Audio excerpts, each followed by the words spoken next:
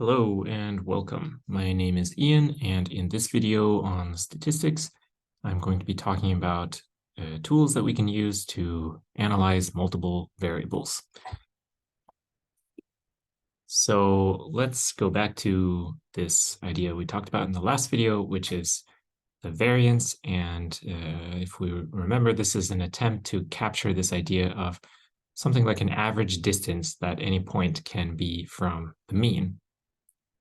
And if we were to sort of attempt to visualize this, right, we have, let's say these are our data.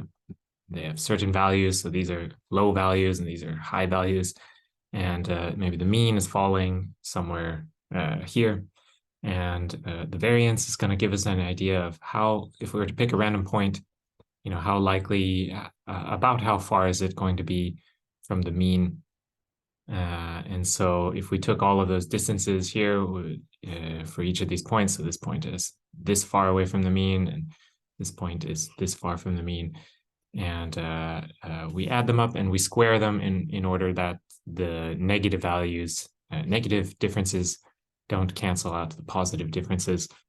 And then we get this quantity here. We sum, put all of these differences into squared differences into a summation and then divide by the total number of points. And this gives us the variance, which is going to tell us about how spread out the data is. So that's for a single data set, right? So we, in this case, we have, our data sets might be x1, x2, and so on up to xn. But what if we're dealing with a case where we have two data sets and each point in one data set is linked to a corresponding point in the other data set? Or another way to think about this is we have a data set of pairs of variables. So in this case, we have a pair of x and y variables. So for every x, there's one y variable. X1 here corresponds to y1 here, and x2 corresponds to y2. And so this could this occurs, of course, all the time. And an example could be, let's say we have a reactant concentration, and we measure the concentration. And every time we measure the concentration, we also measure the temperature when we sampled it. So it doesn't make sense, for example, to pair one concentration with just any old temperature. We want the one that corresponded to when we took that measurement in the first place. So these are paired variables. And so how can we, what do we do to begin to analyze these variables? So we can, of course, compute the things we had originally. So we can get the average concentration in this example, or the average temperature. We can also look at the variance of concentrations, or the variance of temperatures, or the standard deviation of concentrations, or the standard deviations of temperatures. All of these are treating the X data set and the Y data set to be independent of each other, or rather, they're not taking into account. So, the X mean here does not take any information from the Y data set in this case. But maybe what we're interested in is how these two variables, X and Y, concentration and temperature, how these two variables are related to each other, and how how one may vary with respect to the other. So this is where this idea of covariance comes in. And so it looks very similar to our definition of the variance. So if we remember the variance, we have the difference of each point from the mean, and then we squared it in order to keep everything absolute. The covariance looks kind of similar, but in this case, instead of squaring one of these quantities, we have two quantities. One is the difference of each point from the x mean, and the other is the difference of each y point from the y mean. And then we have a summation for these quantities, and again, dividing by total number of points. So that's the definition. How about the intuition?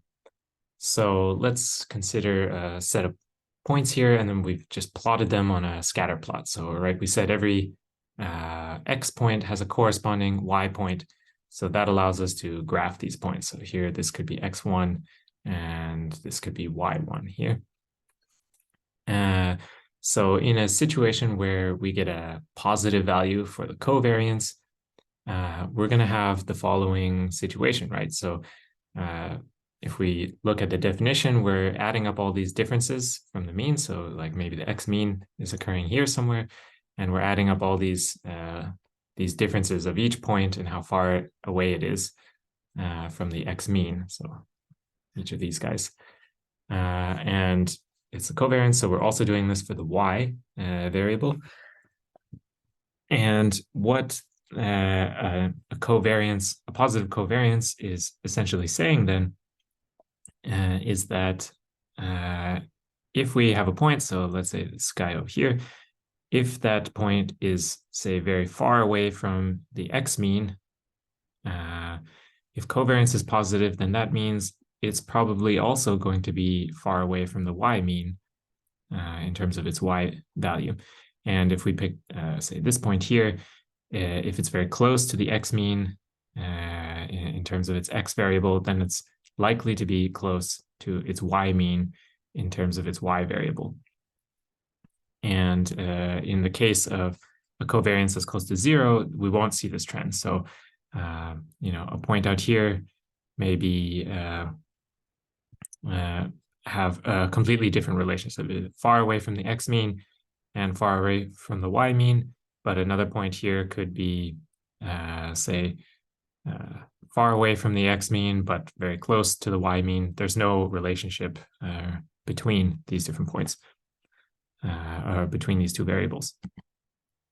We can also kind of think about this in terms of histograms, right? So histogram, or a visualization of the frequency distribution for a data set, is when we're going to bin that data set and throw all these points into their corresponding bins. So we can do this for our x variable, and then we can also do it for the y variable.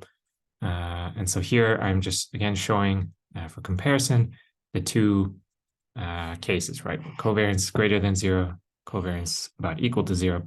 And of course, the histograms in these cases could be exactly the same. We don't know, but maybe we have, say, the following x variable and y variable, and it turns out that we get similar looking histograms, even though these scatters look very different from each other. But what's going on inside of these histograms is going to reflect or be reflected in the value of the covariance. So we said that they're bins, and we can imagine if we were to like open up one of these bins, we have a collection of points that are comprising that bin. And let's say we just pick a point, so this blue guy here. And if covariance is greater than 0, then what this means is that if we were to try and find this guy's partner in the y distribution, right? Because they're paired, so maybe this is, point x23. So for x23, there's going to be a corresponding y23, for example. Now, where is y23 going to occur? Well, if covariance is greater than 0, then chances are it's going to be in more or less the same bin or a nearby bin relative to the other points on this y histogram. If x is up here near the top of the x histogram, then in the case where covariance is greater than 0, then we're going to observe the same trend here for the y variable, and so on. So if it's close to the mean in x, close to the mean in y, close to the mean in x, close to the mean in y. So that's for covariance greater than 0. If covariance is about equal to 0, then we're no longer going to have this sort of predictive capability. So now we have, let's say, a point that's floating around inside one of the lower bins on the x variable. Well, it could be anywhere in the y variable. So it could be near the middle, could be near the end. So we're completely losing this kind of information in one variable about the other. Okay, so just like with variance and standard deviation, covariance has another quantity that we use to address the fact that the units, again, kind of don't make sense, or at least are intuitively hard to deal with. So in the case of the regular variance, right, we had this problem that it was squared. And when it's squared, right, we're not really able to compare that value with the original units of the data set. And in case of covariance, this is even worse, right? So we maybe data set 1 is in kilograms and data set 2 is in seconds. Well, the covariance is going to have units of kilogram times seconds, which can be difficult to compare things or say stuff about. But we have something called the Pearson correlation coefficient, or the linear correlation coefficient. And it has this definition here. So we represent it with the Greek letter rho. And it's going to be defined as the covariance divided by the product of the standard deviations of the respective variables here. And the nice thing about the correlation coefficient is that it's dimensionless. It's going to be a number between -1 and +1, which means that no matter what the units are for our respective variables, we're going to be able to kind of compare across. So we could, if we wanted to, compare the correlation coefficient for data sets with completely different units. So in practice, it looks like this. So if correlation is 0, a scatter plot is going to look like this, just random, no trend or no relationship or tendency of one variable varying with the other variable. But for positive values, we're going to start to see this elongation. We're going to start to see this elongation of the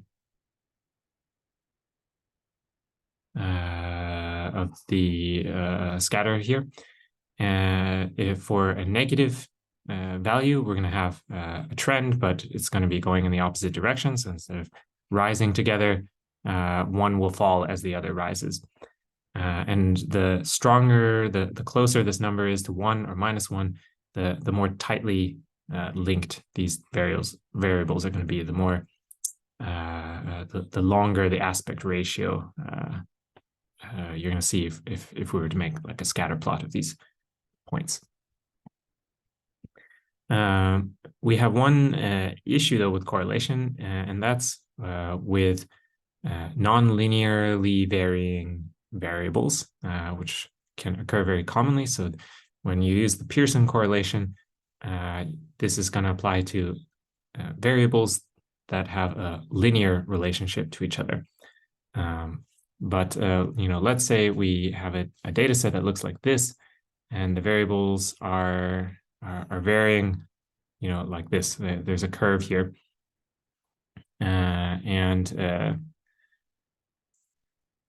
in this case, visually by eye, we can see that there is clearly a very strong relationship, predictive relationship between these two variables. If I know X, then that means I know already a lot about Y and what it's likely to be. But if we use the Pearson correlation or the linear correlation, then this is going to try to look for this relationship here, a linear relationship, which is going to break down, and you're going to get maybe a smaller number than you should get for these tightly linked variables. So you would maybe come away with the wrong conclusion that these variables are not so tightly linked, when in fact they are, and it's just nonlinear. So how do you deal with this? So there's another correlation quantity that we can use. This is called the Spearman correlation, or the rank correlation. And the idea is that we're just going to rank the points. So we have a set of X points, and they have different values, right? 3.1, 3.8, 4.9, 1.6, something like that. And they have different values. What we can do is rank them from smallest to largest. So in this example, right, this guy here is the smallest, so he could get rank 1. And then this is the second smallest, third smallest, fourth smallest, like that. So we rank the variables. And we can do this for Y as well. Say we get 5.8, I don't know, 9.1, 2.2, 1.7, something like that. So again, here we have smallest, second smallest, third, and fourth smallest. So we did this both for y and x. And what we can do then is we have these ranks. So we call this rank x and call this rank y. And what we can do is we can get the Pearson correlation coefficient, the one we discussed about in the last slide, for these rank values. So instead of covariance of x and y divided by standard deviation of x, standard deviation of y, we can take the covariance of rank x with rank y and the standard deviation of the ranks of x times the standard deviation of the ranks of y. So just literally taking these values here and looking at their correlation with each other. And if the ranks are linearly correlated, then that means that the data are correlated regardless of their linearity. So as long as the data is monotonically increasing, so that, in other words, that you don't have bumps or peaks or anything like that, but you could have, say, a curve like this, a nonlinear curve. As long as you have this relationship, then the Spearman correlation is going to give you a high value in that case, because we're, again, looking at the ranks or just the order that these data points are occurring. So this removes this need for linearity. So this can be a very useful tool for analyzing data, which are often correlated, to have a specific relationship, but which is not necessarily a linear one. So that's linked paired variables. What happens when you have, say, 3 or more variables? So we could have, say, a complex data set where maybe we're trying to figure out, what is killing the frogs in our ecosystem. So we look at a lot of different variables. So we check the temperature, we check the pH and salinity, and we do this at a number of locations in our ecosystem. And so for every measurement, we've looked at all these different things. We've checked the salinity, the concentration, the pH, the temperature. And so one data point is actually a set of maybe 10 different variables, or we could say we have 10 data sets of linked data points. And so we can analyze these things together. So we can look at, maybe we want to try to identify which variables are important. So maybe one of the variables is the death rate of our frogs at each of these sampled locations. And we want to know, what variables are predictors of the death of frogs. Is it temperature? Is it pH? So we can construct a table of all of these pairwise relationships. So this is called the covariance matrix. And in this case, we have the rows of this matrix correspond to each of our different variables, and the columns also correspond to each of our different variables. And an element thus is going to be a particular pair of one variable with another variable. And the value that's in that pair is going to be the covariance of those two variables. So maybe temperature with salinity. What's the relationship between pH and temperature? So covariance matrix will give you values for each of those different pairwise relationships for all the n variables that you may have. And you can have the exact same thing for correlation values. So right in the correlation, it's just like the dimensionless version of covariance, basically. And we can have the same thing. We have rows and columns corresponding to correlation values between each of our different variables. So to summarize, we have this quantity and the covariance, and this is going to be a version of the variance, but corresponding to linked data sets, two data sets with pairs of points. And we're asking, how much does the variation of one data set correspond to the variation in the other data set, or how do they co-vary? And then we have these dimensionless measures of Pearson or linear correlation. It's very similar to the covariance, but we're dividing by those standard deviations. So we no longer have these kind of complicated squared units to think about. And instead we have this nice easy 0 to 1 scale. But that has the limitation that it applies mainly to linearly correlated variables. And it might be that there's a nonlinear relationship that we also want to detect with a number. And that's where the Spearman or rank correlation comes in. And that is defined simply as the Pearson correlation of the rank ordered sets of the data. So that's all for this video.